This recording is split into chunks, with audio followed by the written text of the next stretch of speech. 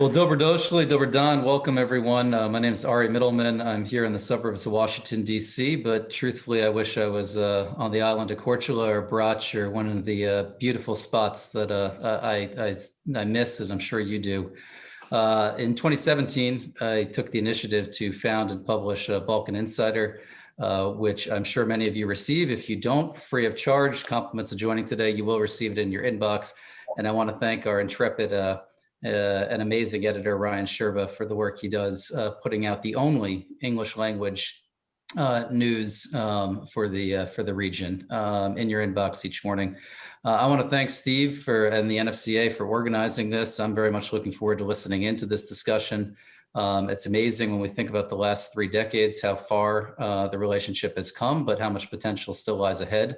I think we all agree, especially in the commercial and economic space. So Steve, a fellow Pennsylvanian, I will hand it over to you and look forward to getting as many questions as we can over the next 45 minutes. Okay, thanks, Ari. And it's an honor and pleasure to co-sponsor this special webinar with the Balkan Insider. And as Ari mentioned, it's amazing what Ari and Ryan Sherber do with so much cutting information coming from Southeastern Europe 4 or 5 days a week. And if you haven't seen today's edition, take a look at it. They cover what's going on in Bosnia and Herzegovina and all the recent developments with U.S. support and statements and all the rest in such a first-class way. I am Steve Rukavina, president of the National Federation of Croatian Americans. We're a national umbrella group, and we've been an advocate for the Croatian American community for 28 years in Washington, D.C., and nationwide. We're involved in so many initiatives of interest to our community, from webinars, film events, 40 Under 40, supporting earthquake relief, helping Catholic church restorations in Bar and Korčula, leasing art from some of our members to Zagreb museums, and we're a major sponsor to Special Olympics in Croatia. On the public affairs side, we're partnering and monitoring key issues like visa waiver and avoidance of a double taxation treaty project. We're involved with showing support for the 3 Cs investment fund that is the alliance of 12 countries, including Croatia, that will try and minimize Russian influence in the Central and Eastern European region. Now, at this time, let me introduce the Croatian ambassador to the United States, Pierre Shimonovic, who wants to say a few words, and our former ambassador, Bob Kohorst, to Croatia, and Ambassador Shimonovic overlapped for roughly 3 years as the ambassadors, paramount and key to sustaining the all-important U.S. And Croatia relationship and relations. So, Ambassador Shimonovic, the screen is yours for a few minutes. Thank you so much, Steve. Steve, Ari, thank you very much indeed for the putting together this beautiful event. And I'm so much looking forward to hear what my dear friend, Ambassador Kohorst, dear Bob, welcome, will be able to say on the sharing his experiences with us. How was it while he was there? He was just until recently Ambassador to Croatia. And also this is really an opportunity for me personally and in my official capacity to thank Ambassador Kohorst most sincerely for what he was doing while he was ambassador in Croatia, waving the Stars and Stripes high, and the making a tangible and memorable contribution to the U.S.-Croatia relationship. It is in the number of very concrete things he has left behind, like the initiation of the double taxation avoidance treaty negotiations, which has the his signature all over the whole thing happening, has all over it its Ambassador Kohorst's signature. The second thing is, which is for us very important and which is extremely important when it comes to promoting trade and businesses, investments, important for the Croatian American community here in this country. And it all happened, we know that, and we appreciate that immensely because of the relentless energy, the well-targeted pressure Ambassador Kohorst was able to exercise in Washington within the administration to make this to begin the whole process. Basically, what had been put on a back burner for many years, if not decades. Suddenly, Ambassador Kohorst made possible, and we will never forget that. The second thing is what Ambassador Kohorst indeed was doing in supporting by all means necessary the visa waiver program. Now we are basically this is surely one of another important legacy of Ambassador Kohorst in Croatia, that we are one step from formally getting the visa waiver. It has not been formalized yet. We are still waiting for a special visit by the experts from the Homeland Security to Croatia to certify certain things at the very final stage. We have been able to decrease the number of visa rejections by lower than 3%, which was one of the prerequisites, but not the only one. And during the whole process, we have been working extremely closely with the U.S. Embassy in Zagreb, led by Ambassador Kohorst, and we know that he has put these two particular topics, visa avoidance free, at the beginning of the negotiations, and the visa waiver program among his priorities, and responding very much what were our priorities as well, on top of all other issues, contributing to keeping forging a strategic relationship in the as within NATO, militarily in a bilateral sense with the U.S. Armed Forces, but with the Minnesota National Guard specifically. I was always very much impressed with the whole outreach activity Ambassador Kohorst and his team, the team under his leadership, was pursuing in Croatia, sending the American message across, being the face of the U.S. in Croatia, and I can only hope that we the Croats and the ambassador was living and working in Croatia, have been able to reciprocate in kind, and that we have been able to be leaving nice mememories to Ambassador Kohorst, dear Bob, and to his family. I understand they have been having some good vacations, sailing around Croatia. So we really hope that that not only that working with you was a great pleasure, and the friendship we have been able to establish, and your style, your commitment, and your knowledge has been truly fundamental of in adding an important brick into the whole structure of relations between Croatia and the U.S. So thank you again, very personally, and thank you again, very officially, for what you have done, for what you have been doing, and the image of America you have been able to project through your activities, and the truly strengthening tangibly the U.S.-Croatia relationship, which is for us of paramount strategic importance. So, dear Bob, thank you to your dear spouse Shelley. Thank you to your family, and thank you for your friendship, and thank you again for what you have achieved. And we will be missing you. We will be missing you, but I hope we will be coming back. You will be coming back. Okay. We all have been upended by what has been happening for last more than a year with this crisis, in a personal sense, in any practical sense, it was a human tragedy. We all have been suffering, but that's life. But the important thing is that the relationship between the U.S. and Croatia have been only strengthened during your tenure and the legacy you're leaving behind. We are very, very, very grateful for that. And if I may say so, you surely have all the good reasons to be very, very proud for what you have achieved in Croatia. That's what we think. That's what we think. Thank you, Mr. Ambassador, for those comments. And let me remind our participants, and I think we have folks from 8 or 9 countries now joining us, so thank you for that. Please send your questions into the Q&A box. Only the panelists and hosts can see that, but Ari and I will be looking at questions that come in.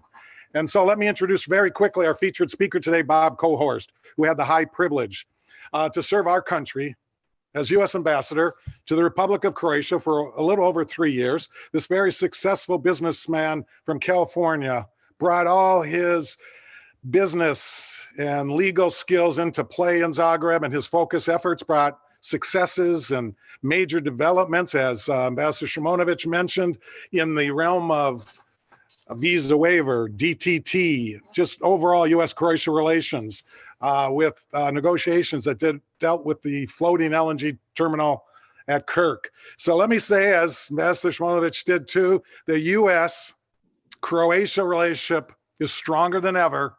And so bravo, Mr. Ambassador Bob Kohorst, and greetings to Shelley too, who supported you in so many ways while you were representing the USA in Croatia. So Mr. Ambassador, please join us from California, and the screen is all yours. Well, thank you, Steve and Ari and Pierre, for the nice remarks. And it's nice to be here today with everyone coming from California.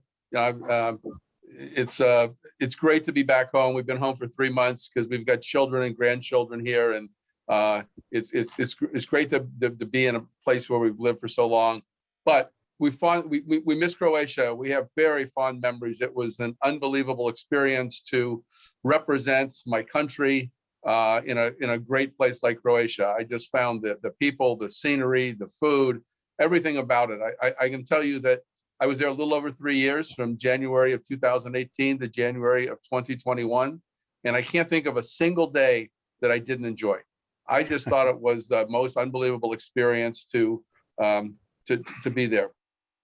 And, you know, I came from the business world, not as a career politician.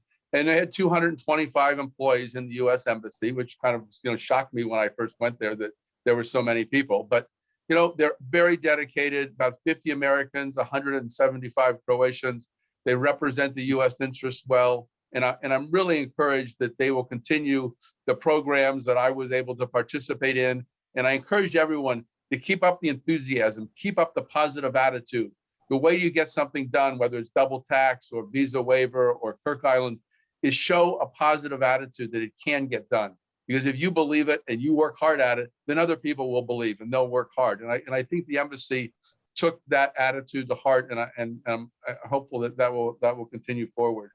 I also found that being an ambassador was not much different from running a business. People would say, well, you're not a professional politician. I'd say, you've obviously never run a company, because as the CEO of a company, all you are is a politician. You get to manage, you do the same thing in a business that you do in the embassy. You hire good people. You give them clear direction. You motivate them. You give them correction when they get off track, and you support them. It's what you do as an ambassador. It's what you do as a CEO. So I didn't find it different. What you have is a different product. Instead of managing real estate or making some device, you're dealing with policy issues, and those sometimes are hard to track because they're longer term. There's not a quarterly P&L. There's a long-term relationship between our countries, and even the issues, specific issues, tend to take a long time. And you've got lots of things going on in the embassy. You've got a commercial section for business. You've got a political section, an economic section, agriculture, military, and just lots of administrative support. So it's a really interesting business as such, having an embassy, and I was really thrilled that I had the opportunity to do that. I thought it was very important that I not sit in the embassy. So over my 3 years there, and keep in mind, one of those years we had COVID, so we were pretty much shut down, although we got a lot done. But over my time frame, I did over 120 trips around Croatia. These are either all day or multiple night trips. And I organized and started a program called Meet Us, where the American staff and our Croatian employees would go out to small towns, villages throughout Croatia and just describe what America is about. Not deep policy, not all the complicated stuff, but just about America. America is a positive place that has good values, that wants to create peace and prosperity around the world. And I think when people see Americans and their attitude, it really helps sell our country. So that was a very successful program. Obviously, it stopped momentarily while we were going through COVID, but it was one that I really think is the way you sell America, is one-on-one with Americans. America's going out and meeting Croatians. And then I also want to highlight that while visiting Croatia, they're just wonderful places. My favorite place in Croatia is Plitvice Park. I just think the waterfalls and the way that park is created and the good feeling about it is just spectacular.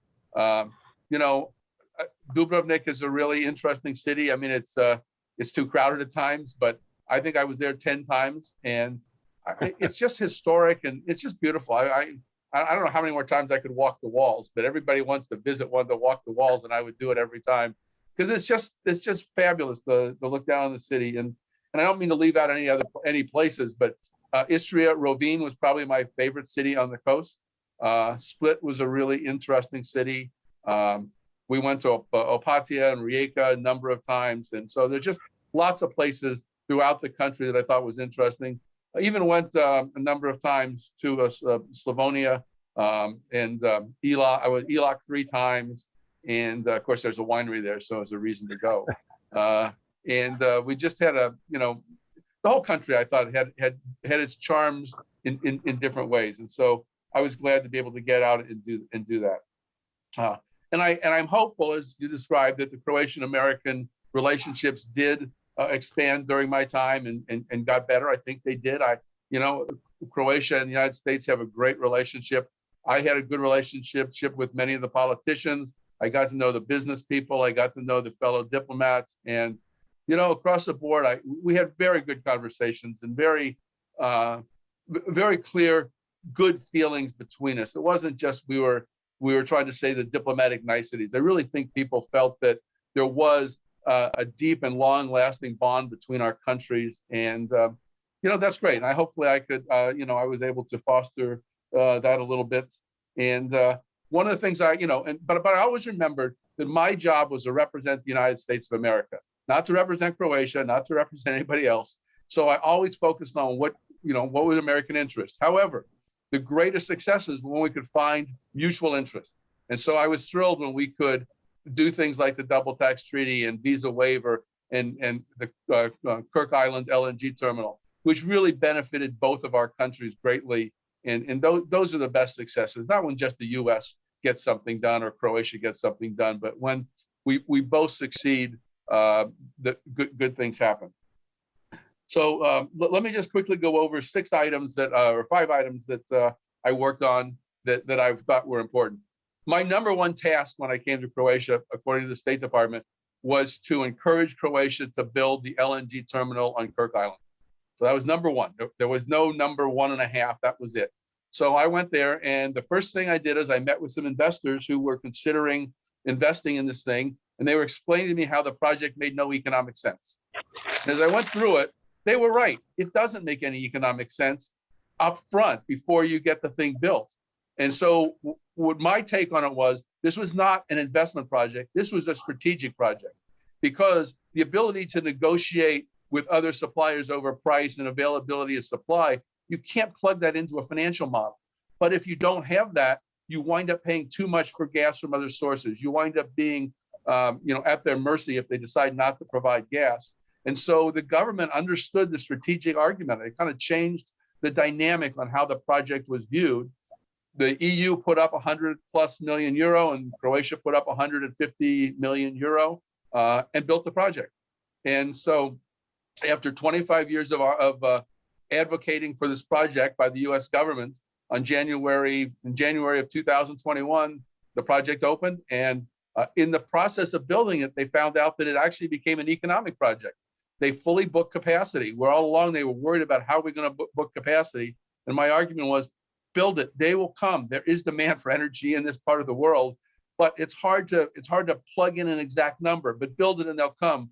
They had long negotiations with the Hungarians, and the Hungarians were back and forth about booking capacity or not. At the end of the day, the Hungarians are booking capacity on the terminal. They need the gas. They want to diversify their supply. So I think this project will be a long-term economic project for Croatia. And, and it felt really good that the number one project actually got done while I was there. Unfortunately, because of COVID, I missed the dedication by a week. I had to come back to the United States because there was a change in administration, and the dedication was a week after I came back. So I didn't see that, but I was able. They did give me a signed photograph of the project that I have hanging in my office to remember the work on that. Another thing that was really important to the U.S. was that Croatia support and fulfill its commitments to NATO, specifically the 2% of GDP being devoted to military activities. And Croatia was really close. They were at 1.9%. And I went in and argued with the finance minister, Maric, and said, why are you at 1.95%? Add a few more dollars and get on the good side of the 2%. I said, President Trump values this relationship and values people who honor their commitments. Every country in Europe, or NATO, had committed to do 2%, and you're just short. And they said, well, we're really close. And I said, don't be really close. Get over the line. And he did. They amended their budget. They went over the 2%. And I felt very good that we're able to push Croatia to fulfill the commitments it has made. It's unfortunate other countries in NATO haven't been so forthcoming to honor their commitments, but Croatia did. And the military relationship between the United States and Croatia was terrific. We've supplied lots of military equipment and training, which we called an investment in Croatia. It wasn't a donation. It wasn't a gift. It was an investment in the partnership between our two countries and our two militaries. And I think it was great. We had a number of business successes, American companies coming into Croatia and making investments. Not as much as I'd like, not as much as can happen in the future. We all know that there are some changes that need to be made in the judicial system, the bureaucracy, the regulatory environment. But over the 3 years I was in Croatia, I could feel it changing. It went from when I first got there, it felt fairly oppressive, whereas I was leaving, it felt much better. It wasn't perfect. It wasn't as good as it should be, but it was better. So, and I also felt the government understood the changes that were needed, but they're hard to put in place because there are long-term vested interests that don't want change.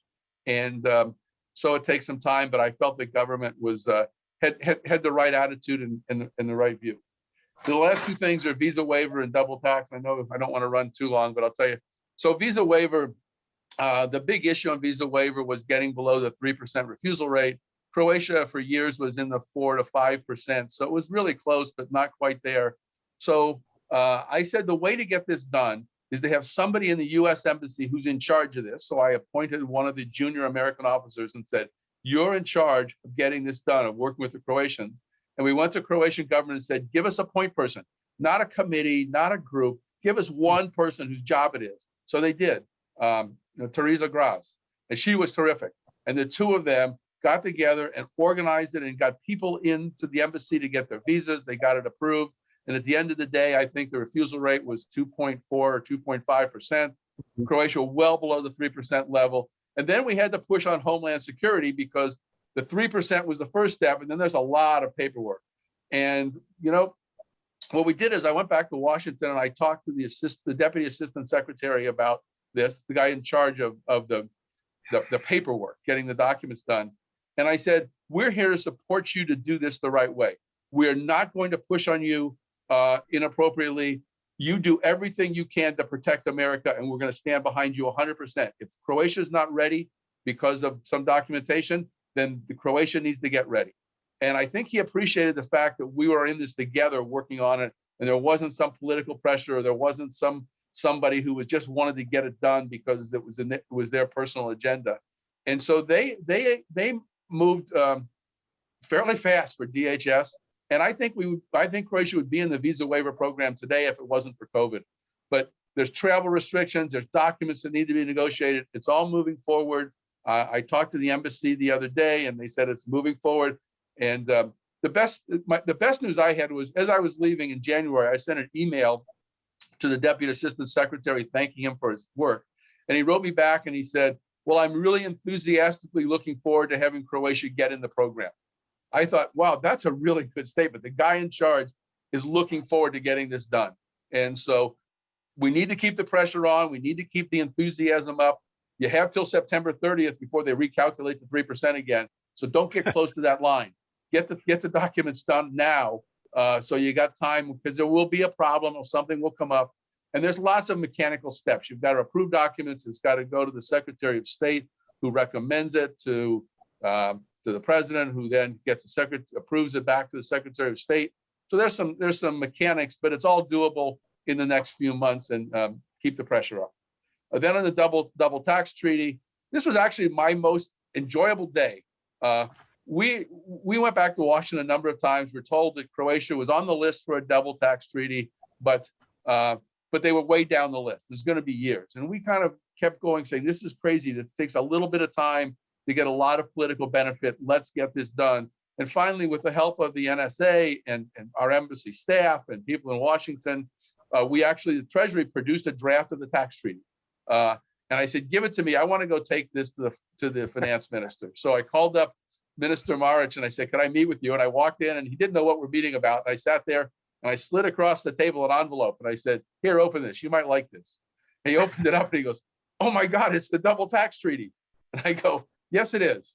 I said, your job now is to review it promptly, make only comments that are important, and get this done. Don't let the lawyers and the bureaucrats bring this to a halt. Push it forward and get it done. And I think, I think it's almost all done. All the language negotiations, they're working on the translations between Croatia and the U.S. And so anyway, that was really fun to kind of see the shock on his face when, because he never expected to get the tax treaty. And he got it. And it'll take a little bit of time because it has to, once it's all signed off by all the agencies, it has to get approved by our Senate, but that can get done. But Steve, you and your organization need to continue to push on the politicians to get the political side of this thing done. Yes. But I think, from a bureaucratic standpoint, I think it's moving forward well, slower than I would like, but, so does everything in government. And with that, I'll end there because I'm sure there'll be some questions you have about things, and I'll be happy to answer anything I can. Thank you for having me today. It's been a pleasure to see all of you. Well, thank you, Mr. Ambassador, and enjoyed that. And it's a great story about what happened last August when you sat down with Finance Minister Maric and slid that envelope over to him, and it opened the doors and the portfolio, and we've come a long way in the last 6 or 7 months, and hopefully we'll make some serious progress on DTT over the next 3, 4, 5 months or more before we hear about a treaty being signed and all that. Mm-hmm. So Ari, do you want to start off with the questions? I know you have a few up your sleeve, and we've had 7 or 8 come in through our Q&A box. So Ari, why don't you share the first question or two to Bob Kohorst? Well, why don't we just start off with something light, and then there's a lot of audience interest on double taxation. My introduction to Croatia was living and working in Osijek more than 15 years ago, and I appreciate you saying Ilok and the wine industry, but if you could share any reflections on visiting Slavonia, because I would say, unfortunately, too many tourists, and especially American tourists, don't get away from the seacoast and get to the beautiful countryside that is Slavonia and Baranja. Well, I've been, throughout. It's probably the least traveled area I went to. There's part of it is not a lot of people. There's not as many attractions as the coast. So from a vacation standpoint, it's really hard to leave the coast and the beaches and the 1,000 islands to go to Slavonia, because there's just not as many high-end hotels, not as many tourist attractions to see. Osijek's a beautiful city, and I can't remember what's the name of the park. Reek. Kopachki Reet. I'm not much of a bird watcher or ornithologist, but it's, but it's beautiful. Once a year. I spent 4 or 5 hours kind of walking through there and having lunch, and it was just, So there's lots of beautiful things. That the difficulty for Americans is there's just so much more at the coast to do. It's really hard to get this voting, and it's a long way. If you're going by car, it's a long drive, and if you fly, there's limited air service. So now to go back to what we referred to as DTT, Double Taxation Treaty, a lot to unpackage there, a lot of audience interest. And once again, my hat goes off to Steve and NFCA. There's folks from multiple continents and including diplomats and others. I feel like this is even more pressing now. Croatia has done an incredibly commendable job in attracting what we're now calling digital nomads. Where if you can fortunately work on a laptop and in this new world, and then for that matter, also a very specific question we got is folks that are easing into retirement and thinking about cost of living. And as we're all thrilled that there's more direct flights between the U.S. and Croatia, thinking of retiring in Croatia, but double taxation plays a major role here. So the nexus, the gist of the question that I think a lot of folks have is the nexus between our legislative branch, a separate but equal branch of government, and the executive branch. And Steve and his members are well familiar with this hurdle. But to what extent, as ambassador, did you interact with the legislative branch, and how do you think that this could be ironed out in the 117th Congress? Well, to get the draft treaty was really more of a bureaucratic activity rather than a legislative one, because it was tied up in Treasury. And Treasury kept saying, we've got 200 draft treaties that people want us to work on, and we got 3 guys. Which ones do you want us to work on first? And so most of our time was spent there. It really went to the argument that Croatia was doing the right things, a good ally. They did the NATO thing. You guys can't believe how important the 2% NATO commitment was to President Trump. If you didn't get on the right side of that line, it was not, Croatia would not have this double tax treaty. So honoring your commitments is always important. So getting the draft treaty was really getting Treasury to prioritize it. And it was the argument that it took a little amount of work to get a big political benefit. So the risk reward or the cost benefit analysis was really favorable to do this. And that kind of moved Croatia up the line. And plus Croatia's just support of the US generally was very important for having the administrative branch kind of push this forward. The next step is once it's signed off. So right now it's all between Treasury and the finance ministry in Croatia. But there will be a big push when it gets to the Senate because it has to get ratified. And we've got a Senator, Rand Paul, who has put a hold on treaties, but he's loosened it up in the last year or so. So there is a possibility, but pushing on the legislative branch once this thing is signed, which hopefully can get signed in the next month or two, and pushing it on the legislative branch is very important. And that's all what you guys can do, right? As many people that can call Rand Paul and say, bring this forward, or other senators, the faster it'll get done. Yes, Ari, can I follow up on the double taxation treaty? And as you alluded to, Bob, questions about, and many of our members, whether they want to retire in Croatia or, spend the summers and such. But a specific question about once we get it signed, and let's say the Senate approves it, and it's an official bilateral avoidance of double taxation treaty is in play. Any insights about how that would affect Croatian American living in Croatia, getting their Medicare? I had 2 questions come in, friends Ivan and Tony, they were asking about retiring in Croatia. So anything come up, and I know that's a very nuanced, specific part of having that bilateral treaty, but any insights on that element or aspect? Well, if you're asking me, no, I don't. I don't know the details of it, so sorry.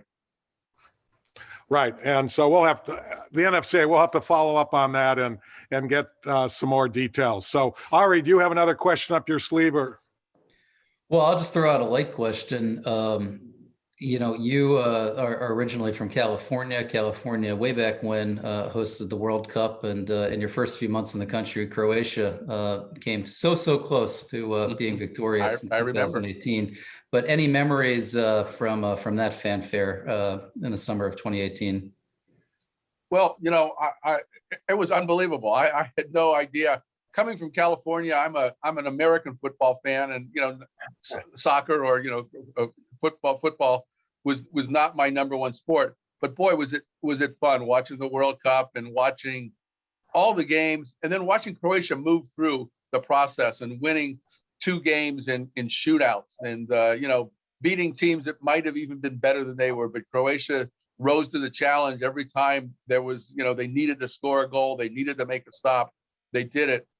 And then for the finals, we actually, the embassy rented a restaurant above the main square. I think it's called the Book Club and the Writers Club. And so we had some TVs and we watched over the huge crowds in the central square on the big screen watching the game. And it was unbelievable. And the thing that really struck me was the celebration the day after when the team came home and they took that slow bus ride from the airport, like 8 hours. I watched all 8 hours. I kept saying, this bus has to start driving faster. It can't go this slow the whole time. But for 8 hours, there were 100,000 people or more in that square cheering and singing songs. And there wasn't a single person arrested, right? There weren't burned cars. There weren't rioting. There was nothing bad happened. They were just truly enjoying the celebration. And I thought that was great. France won. They were burning cars in the streets, right? And it happens all over. In the United States, it happens. Somebody wins the World Series and it gets out of hand. Croatia didn't get out of hand. They just enjoyed their fellow Croatians, their teammate, and their country, and it was fabulous. Okay. Well, Bob, that is a great story about watching the final game and talking about Senator Paul.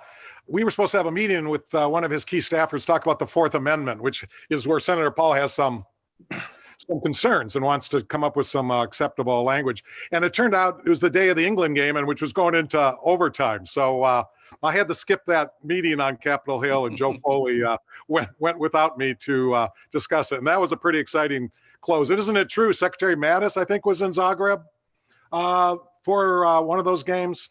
No, I don't think so. No, okay. I didn't watch it with him. If he'd have been in town, I probably would have watched with him. But I do remember my grandchildren and my children and grandchildren were in Croatia at the time. And when we went out to dinner with them, we had to go to a restaurant that had a TV.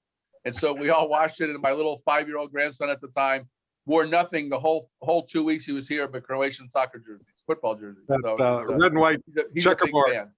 Yeah. I've seen those photos on Twitter. Well, speaking of the military and Secretary Mattis, and again, you can only speculate, but were you involved at all with the whole F-16 fighter jet kind of request and process at all? And again, very sensitive issue, and it sounds like there'll be a decision within the next 3 to 6 months. But any public thoughts about the importance of that F-16 fighter jet purchase process?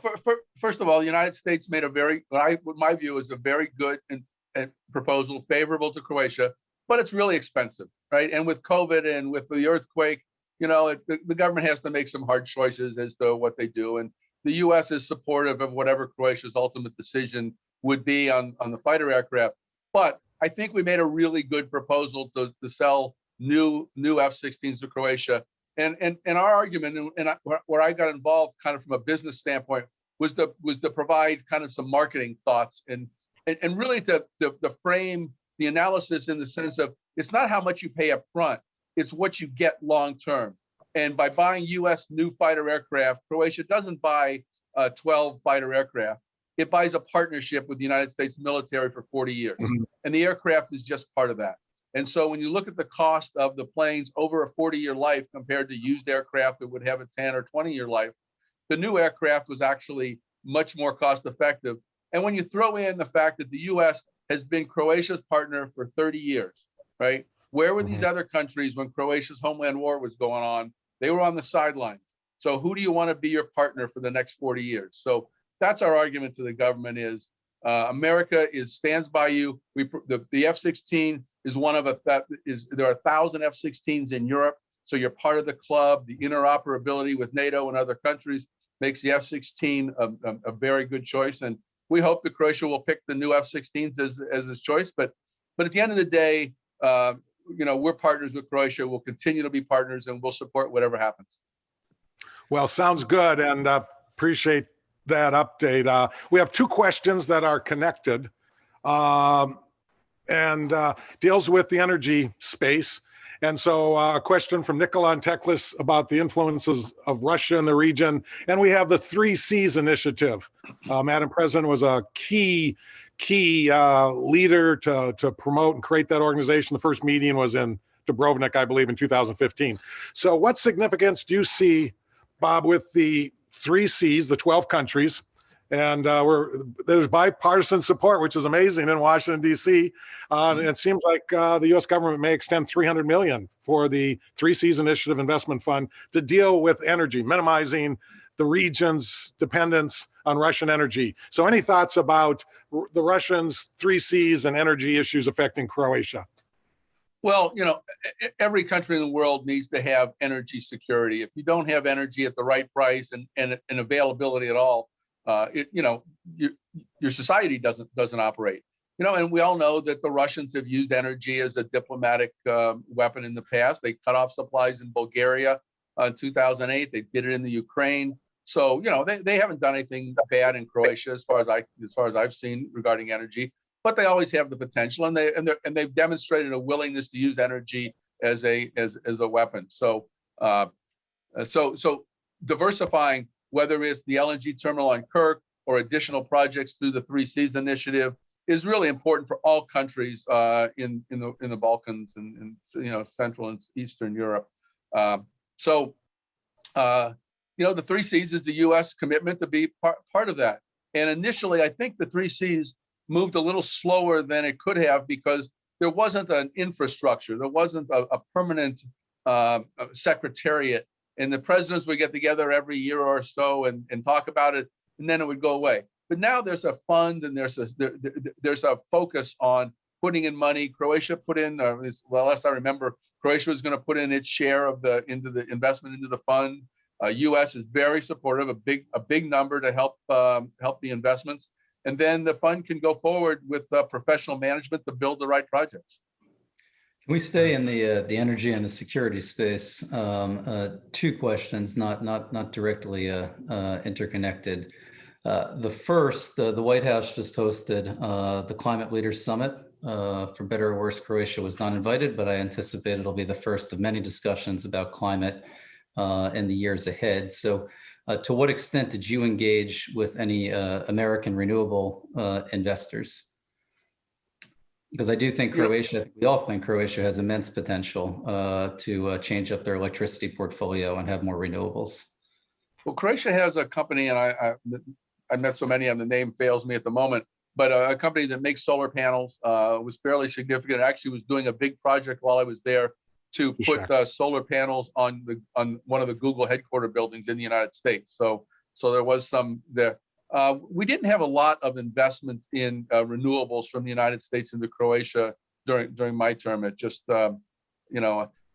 Croatia to a great degree has all this hydroelectric power. It's natural renewable stuff, which is more local investments than it is bringing in solar but probably the hydropower and the wind energy are the 2 best projects for Croatia, and solar is probably third. But it wasn't a big focus between our 2 countries while I was ambassador. Well, sticking with the nexus between technology and security, something that certainly did come up, and I anticipate it'll continue to come up across Europe, was 5G. And we certainly heard last night in President Biden's remarks, and I think we're going to continue to hear in Washington here, the relationship with China. And we need not litigate the relationship with China. Croatia obviously has plotted its own course and has tremendous investment in Chinese tourists. But the question of 5G did come up. It came up at the level of Secretary Pompeo, and would love for you to speak to that. Sure, the U.S. was very clear about the 5G and the clean networks, is that you need to do business on your critical infrastructure with trusted partners. And if you think you can trust the Chinese to manage your telecommunications network, then that's a choice. We don't think that's a good choice, and so we were strong advocates for Huawei not being a part of the 5G network.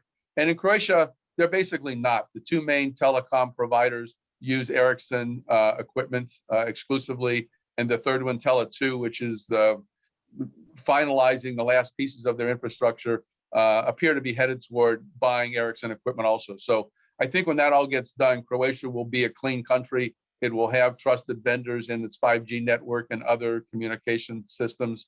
And that will help do business between the U.S., both our political, military, and business communities. Because we've been very clear that we can't do business over untrusted lines. And Pierre, you might have some comments about the 5G. Do you have any thoughts about that are newer?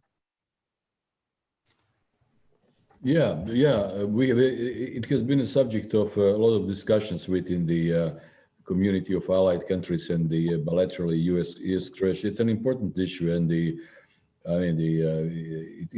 for us, it's also of an essential importance to have our lines of communications technologically well protected. So I would say that it's an important issue, and there are what we have also been able to realize during the COVID crisis is that in terms of the doing business, who you are dealing with, who you are doing business with, how your supply chain looks like, and I think for us all the answer is unambiguous that we have to have these lines of communications, the supply chains done within the community of like-minded allies of countries sharing the same interests and values. So I would say that everything what was happening and what is happening with the pandemic has also given us a strong impetus to rely on the alliances, and this is a particularly a case within the Biden administration. I think that yesterday the president was speaking along the lines of putting a lot of U.S. trust into allies, relying upon alliances, and surely the community of American, European allies has always been willing to reciprocate in kind and to keep forging the transatlantic alliance in all matters, in terms of seeing eye to eye when it comes to the threats we face and the way how we should be facing them. Great, thanks. Yes, good. So, Bob, Mr. Ambassador, former ambassador to Croatia, we're winding down here. I think between Ari's questions and a few I threw, we put 11 or 12 out there. And again, we got a lot of interest in the double taxation treaty. And it's great to hear of all the progress that was made. And let's hope it goes to the translators soon. And we hope it gets signed this year. So that would be darn exciting. Bob, any final thoughts about U.S.-NATO relationship? You talked about the significance of 2%. You alluded to it was so important that Croatia has been such a great ally, a NATO ally with the U.S., and that played a role in getting the double taxation treaty portfolio open and to leapfrog another 50, 60 countries.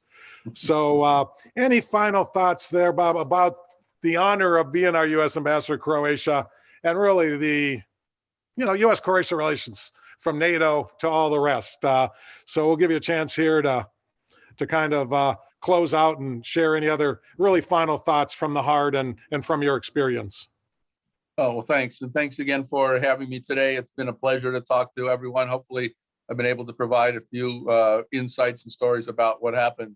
It was a fabulous 3 years. I can't imagine anything else I should have been doing at this point in my life than being the U.S. ambassador to Croatia. So it was just a thrill and an honor, and I'm retired now. I'm not looking to do anything except I hope to work on the 2028 LA Olympic Committee. So I'm kind of I have a big interest in sports, and I'd like to get involved in that on a volunteer basis. But I hope Croatia continues on its path of success. From what I can read in the Balkan Insider and other things, it looks like Croatia is doing the right thing. COVID is just such a disaster for the whole world that we need to put it behind us as soon as we can. We need to get people vaccinated. We need to open up the world, I think once we get back to normal, Croatia's got, a lot of good assets that can make it more and more successful and can deepen the relationship between our countries. I saw there was just a U.S. company and made a big investment in the data processing field, Vertiv, I think, and just made a big investment in Croatia. So there is that ability to do business between our two countries, and hopefully that will continue. And anything I can do to help to further our good relationships between our countries, I'm available. I got time on my hands, so feel free to give me a call. Well, thanks for joining us today, and I'll just speak for another 43 seconds and then let Ari have the final word. But Philip Berquist, Honorary Consul in Texas, says hello and wants to thank you for all the hospitality you and Shelley extended his way a couple years ago. And again, if you want to join Croatia's Special Olympics delegation, we're going to Berlin in 2023. Now, the Summer Olympics for Special Olympics was in LA in 2015, and had a real thrill to be with the Croatian delegation there back 6 years ago. Bob, thank you so much for joining us. It's been a pleasure and honor to have Ambassador Shimonovich to join us so he could salute all your successful efforts. It's been an honor for me to co-sponsor this event with my good friend Ari Middleman from the Balkan Insider. Ari? Well, I would just say, Ambassador Shimonovich, if you have any final thoughts to close us out. Yeah. No, thank you, Ari, Steve, for putting together this beautiful event. I have enjoyed it thoroughly. Bob, again, my deepest gratitude for what you have done, for what you had said to you and your family. My best regards, and we'll be in touch. We'll be looking very much forward to visit you in Croatia once we get this thing under control, and it's getting under control. I got a second shot the other day. All right. Okay, come to California. You can visit the local Croatian community here, and we'll be happy to take you to dinner. We'll do that before I leave. Yeah. Great. Right. Well, I just want to thank Steve and his board for coordinating this, and Hvala lepa, Veleposlanik Shimonovich and Ambassador Kohorst for taking time out of your busy schedules, and also our participants. We had over 6 very diverse participants from multiple continents, and it just really demonstrates the interest in deepening the relations between our two countries. As I mentioned at the outset, Balkan Insider remains, and that's balkaninsider.com, but you'll be getting it in your email inbox in the morning as a free token of our appreciation for signing up for today's event. But it remains the only morning news source on a daily basis covering the region. And I'm very grateful for our editor, Ryan Sherba, and each of you as our readers. So thank you again. Look forward to seeing you all on a sunny beach or in the hills of Osijek.